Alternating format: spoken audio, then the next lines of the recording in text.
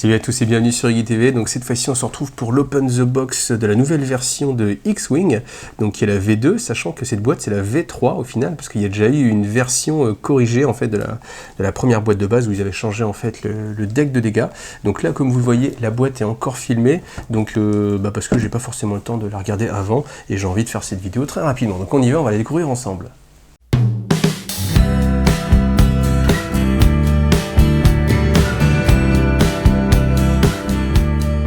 Cette fois encore, je tiens à remercier FFG France, sans qui j'aurais pas pu faire non plus cette preview, parce qu'ils m'ont envoyé donc cette magnifique boîte, ainsi que la boîte, une boîte de renfort de mise à jour qui donnera lieu à la deuxième vidéo que vous verrez juste après. Si je compte sur vous pour aller la regarder aussi. Donc cette boîte, on va la déballer. Donc comme d'habitude, on regarde un petit peu le visuel. Donc qu'est-ce qu'on a? On a toujours le fameux X-Wing, le TIE Advance de Dark Vador. Voilà. Donc là, c'est dans la présentation, c'est un petit peu exactement la même chose. C'est-à-dire vous avez toujours cette vitre transparente avec ce que vous avez à l'intérieur, donc un X-Wing et deux tailles. Sur le dos, qu'est-ce qu'on voit?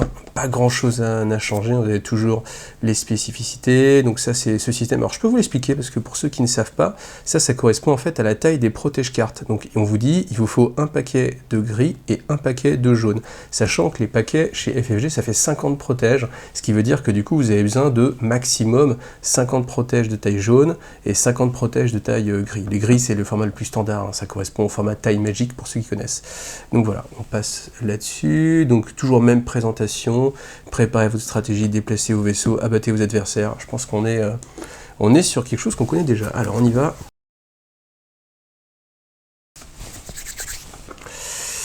Donc c'est ça aussi l'intérêt de ne pas l'avoir ouvert cette fois-ci là. J'aime bien en fait de temps en temps, j'ai mis les deux approches. J'aime l'approche où d'abord j'ai vu ce qu'il y avait à l'intérieur et comme ça me permet d'être un petit peu plus pointu sur ce que je dis.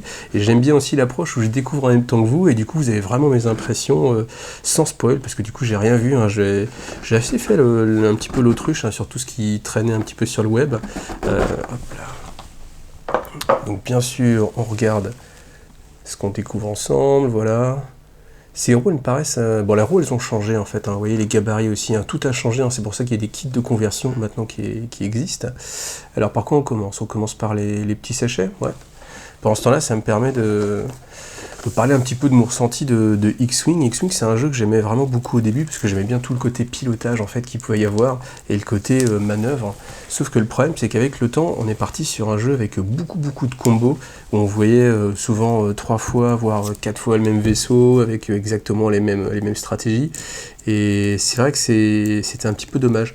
Moi, j'ai particulièrement eu du mal quand il y avait les tourelles... qui se trouvaient dans le B-Wing, qu'on retrouvait sur des Y-Wing, et que en fait, peu importe le talent de pilotage, on va dire, de l'adversaire, quoi que vous fassiez, en fait, de toute façon, le gars, il tirait, il relançait, tac, vous preniez le dommage, et tous les tours, quoi qu'il arrive, vous prenez des touches, en fait, où vous soyez, en fait, sur la surface de jeu. Et j'espère qu'avec la V2, du coup, ils ont un petit peu corrigé cet état de choses. Moi, j'avoue que c'est ce qui m'a un peu fait lâcher le jeu. Donc là, la V2, du coup, c'est une bonne occasion pour repartir un petit peu là-dessus. Alors, au niveau des planches, qu'est-ce qu'on a? Donc, on va avoir bien sûr les différents persos. Alors, est-ce qu'on avait déjà ceux de base? Je ne sais pas. Enfin, je veux dire, est-ce que c'est exactement les mêmes persos qui viennent dans la première boîte de base? J'avoue que je ne sais pas. Je suis pas assez calé pour. En tout cas, les roues, je pense qu'elles sont changées. Il faudrait que je les compare. Si vous êtes sage, après, j'irai comparer les roues de manœuvre. On va voir si c'est exactement la même chose ou pas. Pareil pour les astéroïdes, est-ce qu'ils ont changé ou pas? En tout cas, là, les réglettes de manœuvre, elles, c'est toujours les mêmes. Donc ça, c'est les petits inserts qu'on doit mettre, à mon avis, derrière sur les socles des vaisseaux, je pense. Alors ça n'a pas changé. Le look a un petit peu changé, mais sinon, c'est toujours les pions de concentration. Ça, c'est un pion qui ne me parle pas. Voilà. Alors, je n'étais pas non plus un expert. Quand je dis, j'avais un petit peu lâché l'affaire sur X-Wing. Donc, voilà. Désolé si je dis des bêtises, ça peut arriver. Donc ça doit être les pions de stress, j'imagine. Ça, je sais plus, c'était quand il y avait des... Voilà, je m'aventure un peu. On va voir, ça c'est les esquives, les boucliers, les débris. Donc les débris, c'est sûr, ils sont différents. Voilà, les pions esquives. Voilà. Donc ce qui est bien, c'est que si vous avez des réglettes déjà en plastique, que vous avez acheté, du coup, vous ne serez pas obligé d'en racheter, il n'y a pas de changement là-dessus. Voilà, ça c'est quoi? C'est la force, ça je crois. Ouais, ça c'est une nouveauté. Et ça, cette énergie aussi, c'est une nouveauté. Ça, je pense que c'est le pion premier joueur. Ça, je sais pas ce que c'est. Je crois que c'est pour caler en fait je crois que c'est vous caler en fait le vaisseau. Vous mettez votre pouce comme ça, et puis comme ça, vous pouvez déplacer le vaisseau, l'enlever pour vérifier une ligne de vue, un chevauchement, ce genre de choses. Et ça, j'en ai aucune idée. Donc voilà, on va voir ça avec les règles. On retourne. Donc voilà, ensuite déballage. Qu'est-ce qu'on va continuer à retrouver? Une petite pub. Non, c'est une grosse pub. Un gros catalogue, FFG. Bon, voilà, de côté. C'est joli. Star Wars X-Wing, nouveau joueur de X-Wing, développez votre escadron. Allez. Bon, je regarde un petit peu, hein, je pose le téléphone pour prendre ça à deux mains. Alors, on me dit quoi? Ah oui, voilà. Donc vous avez deux versions. Vous êtes un débutant, et bien voilà, on vous explique comment ça se passe. Et si vous êtes un vétéran, et bien justement, mettez à jour votre collection et prenez un des kits de conversion. Je vous rappelle, on verra dans une prochaine vidéo.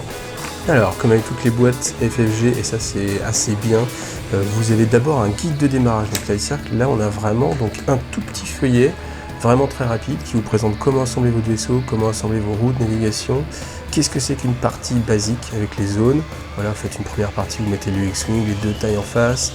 On vous explique rapidement comment jouer, quand même avec les bases minimum, donc comment on bouge, comment on va utiliser en fait la gabarit de portée, la règle de portée, les résultats des dés, ce qui va se passer, comment on peut les utiliser, les améliorations, les différentes actions, voilà.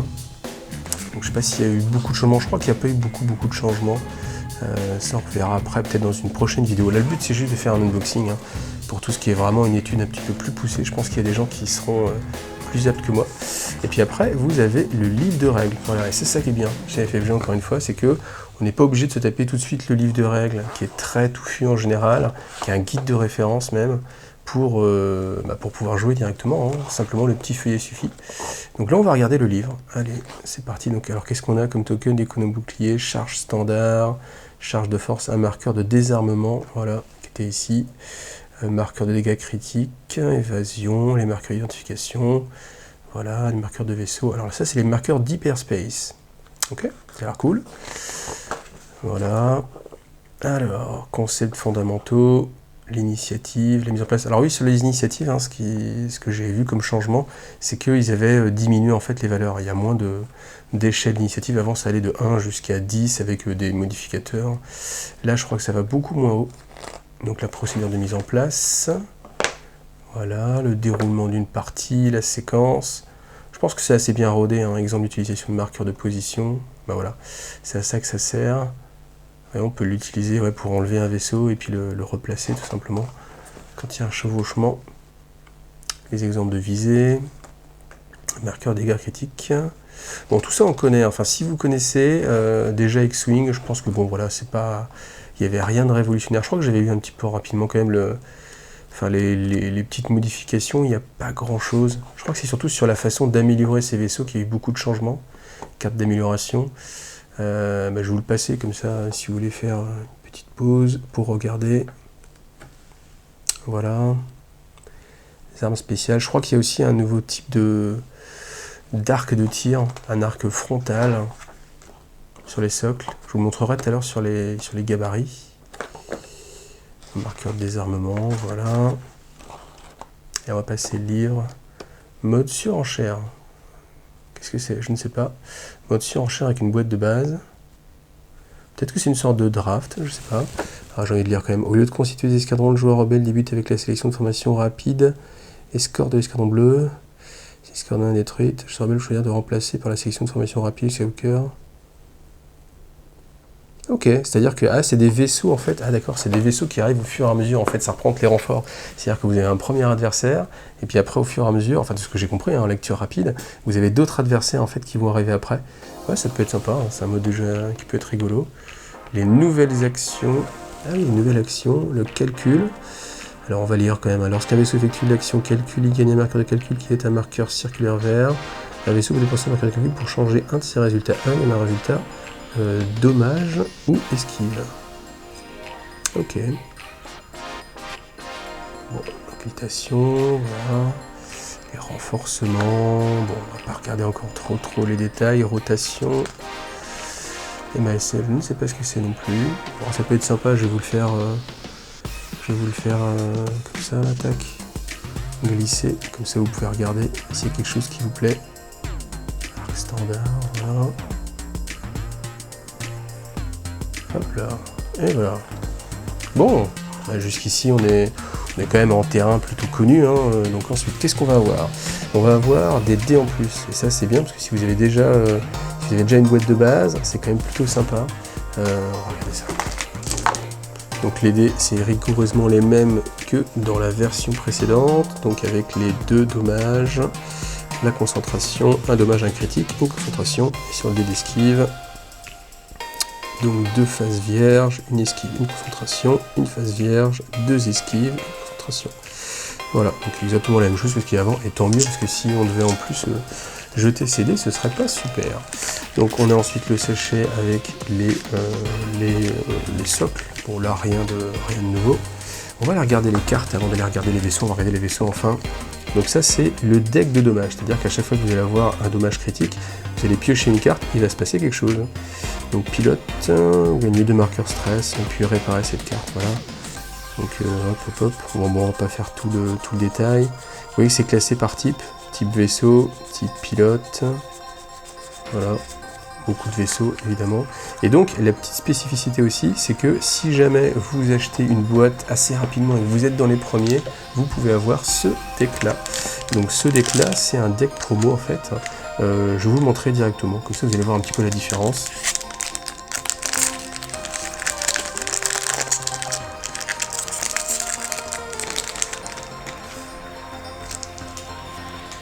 Donc à première vue, rien de différent, sauf que, voilà. En fait, là, vous avez donc la petite iconographie, enfin le petit dessin en plus qui représente que votre pilote est blessé, vous voyez. Donc il change un petit peu. Alors, est-ce que ça change quand il y a les moteurs, les canons, le museau, le radar, les ailes, voilà. Puis c'est un petit peu sympa. C'est un petit peu sympa parce que déjà, visuellement, on a une plus grande accroche. Après, les cartes sont plus grandes. Ça peut être aussi plus agréable à manipuler. Par contre, évidemment, ça va prendre un peu plus de place sur la table de jeu. Voilà. Donc ça, je vous le rappelle, c'est un paquet promotionnel que vous pouvez avoir si vous avez précommandé la boîte ou si vous vous dépêchez. Chez les revendeurs, il y en a pour les premiers arrivés, premiers servis. Et on continue avec les cartes de vaisseau. Alors pour ceux qui se posent la question si la petite pastille, hein, c'est pour la langue chez FFG, et que vous avez une pastille rouge-orangé, ça veut dire que vous êtes en français. Donc si un jour vous trouvez un sachet d'une autre couleur, c'est mauvais signe. Hein. Bon, ça n'empêche pas les erreurs, hein, bien sûr.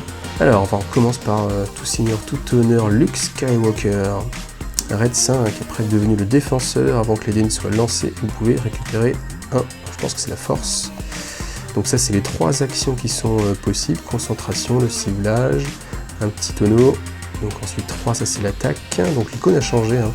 Mais 3 d'attaque, 2 de défense, 4 de blindage, 2 boucliers et 2 de force. Avec un petit icône. Est-ce que ça veut dire qu'il peut être augmenté? Je ne sais pas, peut-être. Donc voilà, il faudra lire un petit peu. Alors qu'est-ce qu'on va avoir d'autre? Hop. Jack Porkins.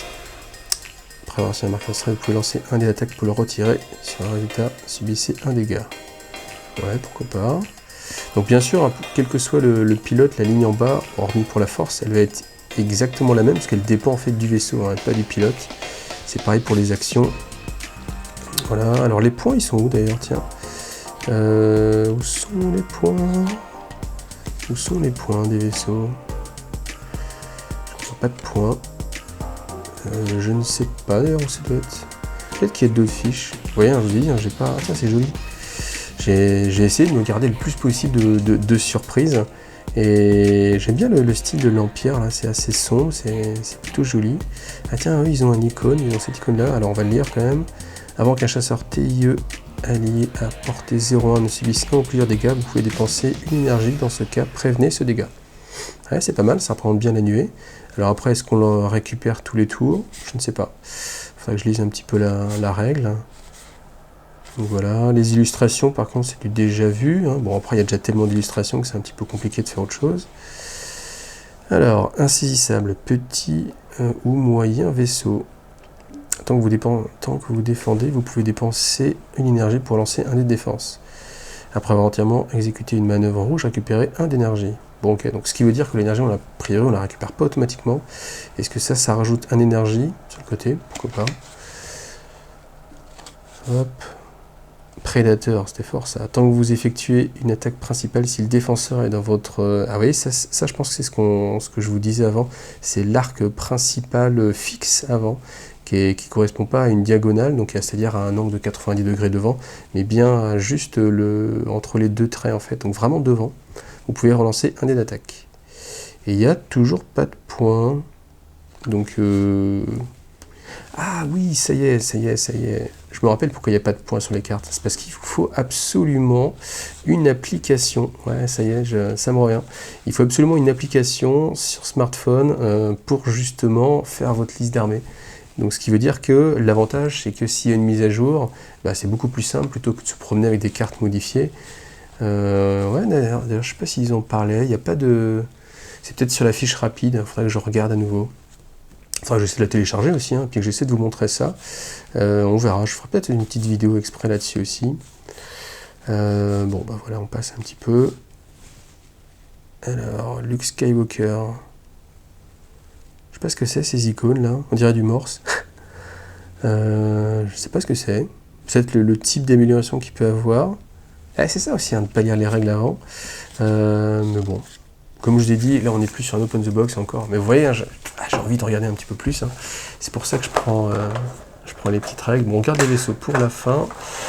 On regarde en dessous, qu'est-ce qu'on trouve? La petite réglette. Bon ben voilà, là rien de spécial. Un côté vert, un côté rouge. Les valeurs n'ont pas changé. On la met sur le côté. Et puis on va regarder les vaisseaux. Hop là. Alors, j'ai ramené les anciens tailles pour qu'on puisse faire la comparaison. Donc ça, on commence, c'est le nouveau. Voilà, je laisse regarder. Pour la peinture, toujours pas mal. Les ailes bien droites, bien rigides. Moi j'avais joué à une époque un jeu de Wizard, justement qui s'appelait, je sais plus comment, Battlefleet, Star Wars Battlefleet, un truc comme ça, où les vaisseaux c'était des vrais chips, hein, genre les tailles, c'était assez horrible. Bon, lui au moins il n'y a pas ce problème là. On le compare maintenant avec son pote, ancienne version. Alors, ça a l'air d'être pareil, ça a l'air d'être la même sculpture, le même moule. La peinture elle est un peu plus bleutée sur la nouvelle version. Est-ce que c'est plus propre ou pas? Franchement c'est pareil. Hein. Parce que suivant la série que vous avez aussi, des fois le vaisseau est mieux peint, l'encre a mieux été utilisée, le lavis mieux utilisé. Plus ombré ou pas, suivant ce que les gens préfèrent. Je préfère quand c'est un peu plus propre, enfin plus contrasté. Vous voyez, je préfère l'aile ici à gauche. Parce que justement c'est un petit peu plus contrasté au milieu. Après vous mettez un coup de lavis, puis ça c'est vraiment des vaisseaux qui se repeignent bien, un petit coup de lavis, puis voilà. Bah écoutez, je vois pas de différence, l'intérieur non plus. Non, donc même sculpture pour les tailles. Après il nous reste le X-Wing. X-Wing, ça voilà, petite particularité, c'est que on peut justement modifier l'ouverture des ailes. Et ce qui est bien, c'est qu'elles sont symétriques, c'est-à-dire que, vous voyez, si je ferme juste ici, ça va fermer l'autre aussi. Voilà. Ah oui, par contre, évidemment, il faut le laisser à plat, parce que du coup, il peut pivoter en fait sur cet axe-là. Alors, est-ce que ça a un effet en termes de jeu? Je crois que oui. Après, est-ce que c'est facile à faire quand on est en train de jouer?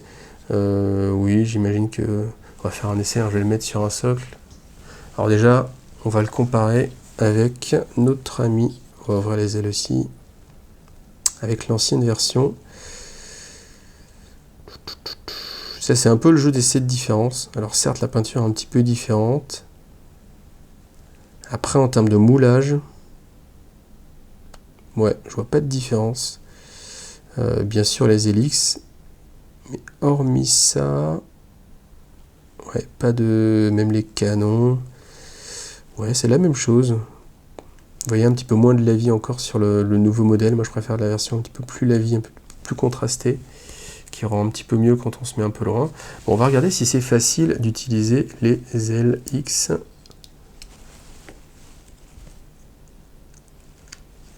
Donc voilà, hop, démonstration, mise en situation, je suis en partie, j'arrive. Ah oui, ça bouge un petit peu quand même. Alors est-ce qu'avec le temps, il n'y aura pas beaucoup de jeux et que justement votre vaisseau il aura toujours les ailes un petit peu en vrac? Ça peut être un petit peu dommage pour le côté immersif. Donc je suis là, je bouge mon vaisseau, je dis tiens, j'ai envie de passer en mode Helix. Bon, ouais, ça se fait. Alors c'est ça le truc, hein, c'est qu'il ne faut pas le faire comme ça, parce que vous allez bouger votre socle, donc il faut toujours un doigt sur le socle. Après il y a peut-être une technique. C'est vrai que c'est un peu dommage que les ailes, du coup, peuvent se mettre un petit peu sur le côté.